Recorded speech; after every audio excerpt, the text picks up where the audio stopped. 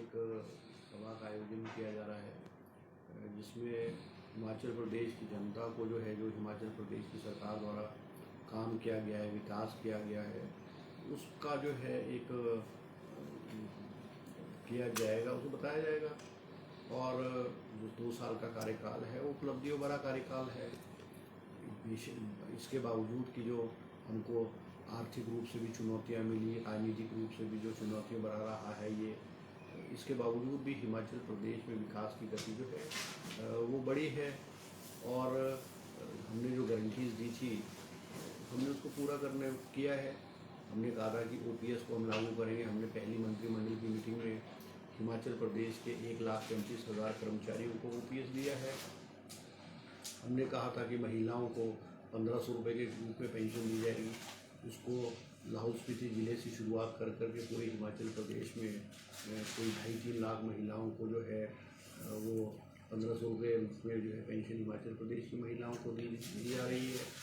हमने हिमाचल प्रदेश में Rajiv Gandhi day boarding school के रूप में 68 विधानसभा क्षेत्र में शिक्षा का स्तर जो ऊँचा हो और इंग्लिश सब्जेक्ट वो पहली कक्षा से आरंभ कर दी है। इसी तरह से हमने कहा था कि हम हिमाचल प्रदेश के जो बेरोजगारों को रोजगार प्रदान करेंगे, चाहे वो सरकारी क्षेत्र में है, चाहे वो सेल्फ एम्प्लॉयमेंट के रूप में है। पिछले 2 साल में हिमाचल प्रदेश में लगभग कोई 20-22 हज़ार के करीब वो नौकरियां हिमाचल प्रदेश में खुली पोस्टें क्रिएट की गई है, इंट्रोड्यूस किए गए हैं। और बहुत सारे लोगों को वो नौकरी भी हिमाचल प्रदेश में मिली है। JOIT 817 जो कि 1800 के करीब पोस्टें थी, जो बहुत पिछले लंबे अरसे से उनकी थी, उनके परिणाम घोषित किए गए हैं। और भी जो सबऑर्डिनेट सर्विस बोर्ड में 4-5 और पोस्ट कोड्स थे, उनके भी लगभग कोई 1000 के करीब जो पोस्टें रुकी हुई थी, उसको भी सरकार द्वारा क्लियर किया गया है। और राजीव गांधी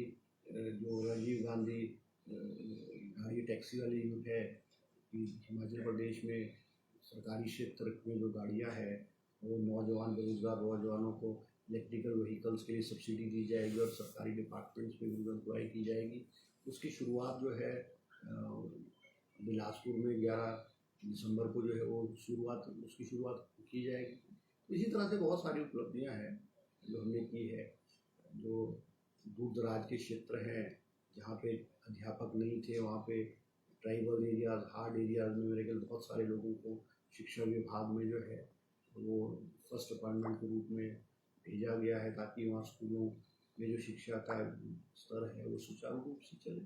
बहुत सारी दूसरी तरफ विपक्ष कह रहा है कि सरकार ने 2 साल में ऐसा कोई कार्य नहीं किया है, सरकार झूठा जश्न मना रही है। और जयराम ठाकुर कह रहे हैं कि 2 साल में ऐसी कोई उपलब्धि नहीं है जिसका जश्न मनाया जाए। और विपक्ष ने एक कमेटी का भी गठन किया है जिसमें वो जनता के पास जाएंगे और सरकार की नाकामियों को, ऐसा उनका मानना है कि सरकार की नाकामियों को जनता के पास लेकर जाएंगे। जो आप बात कह रहे हो, जयराम जी एक विपक्ष के नेता है, वो भारतीय जनता पार्टी के नेता है और वो कांग्रेस की विरोधी पार्टी है। क्या आप क्या जयराम जी से कांग्रेस सरकार की तारीफ की उपेक्षा कर सकते हैं? नहीं, ऐसा नहीं है।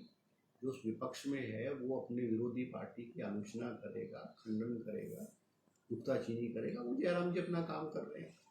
सरकार को गिराने का काम भारतीय जनता पार्टी की सरकार ने ऑपरेशन लोटस किया, मगर विफल हुआ। उसके बाद हिमाचल प्रदेश में जो 9 विधानसभा के उपचुनाव हुए, उपचुनाव में हिमाचल की जनता ने 9 में से 6 विधानसभा क्षेत्र में कांग्रेस के प्रत्याशी को भारी बहुमत से जिताया है। हिमाचल प्रदेश की जनता ने जनादेश कांग्रेस सरकार को दिया है। तो हम अपेक्षा नहीं कर सकते जयराम जी हमारी तारीफ को, हमारी आलोचना करेंगे। एक विपक्ष के नेता के रूप में उनका काम है सरकार की आलोचना करना। अगर वो सरकार की तारीफ करेंगे और आलोचना नहीं करेंगे तो वो अपनी कुर्सी से हाथ धो बैठेंगे। उनको कहा जाएगा कि वो तो कांग्रेस के साथ मिले हुए हैं। तो इस तरह से विपक्ष का काम आरोप लगाना है, नुक्ताचीनी करना है सरकार का।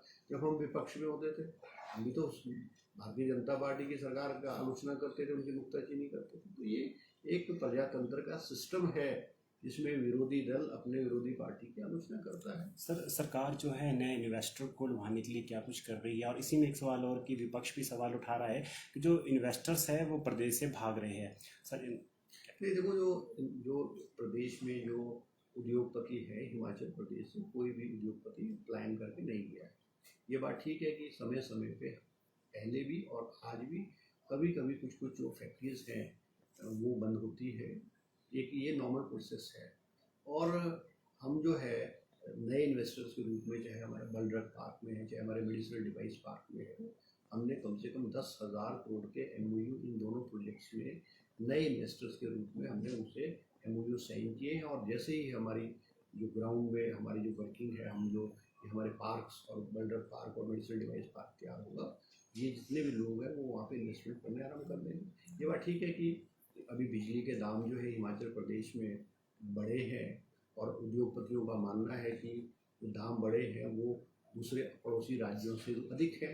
मगर मुख्यमंत्री जी ने मुझे आश्वासन दिया है और उद्योगपतियों को आश्वासन दिया है कि हिमाचल प्रदेश के जो बिजली के दर होंगे वो पड़ोसी राज्यों से कम होंगे।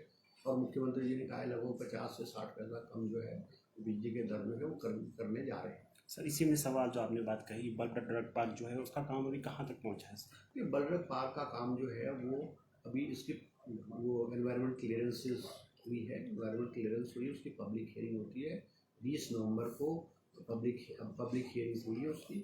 और हम जो कोर्ट फॉर्मेलिटीज़ हैं, चाहे वो उसके टेंडर्स हैं, लैंड डेवलपमेंट के टेंडर्स हैं, बॉयलर्स के टेंडर हैं, और वो सारी की प्रक्रिया को है हम आगे बढ़ा रहे हैं।